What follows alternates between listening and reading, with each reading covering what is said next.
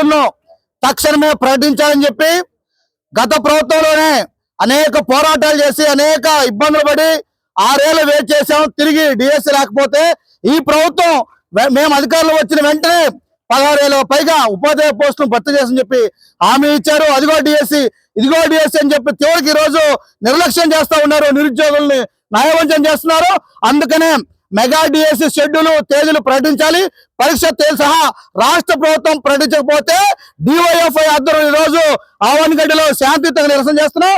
రేపు రాబోయే రోజుల్లో అన్ని జిల్లాల్లో పెద్ద ఎత్తున లక్షలాది మంది నిరుద్యోగులతో ఆందోళన చేస్తాం. ఈ ఆందోళనకు కూటమి ప్రభుత్వమే బాధ్యత వహించాల్సి ఉంటుంది. అందుకనే మేము సవనీయంగా ముఖ్యమంత్రి గారిని, విద్యాశాఖ మంత్రి గారిని అడుగుతున్నాం, మెగా డిఎస్సి షెడ్యూల్ ప్రకటించండి, తేదీలు చెప్పండి.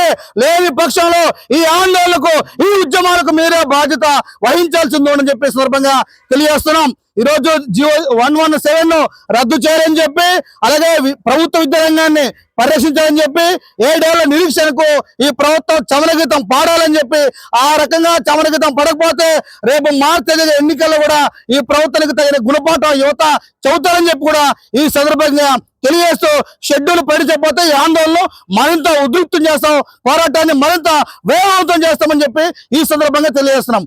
జి రామన్న, డివైఎఫ్ఐ రాష్ట్ర ప్రధాన కార్యదర్శి.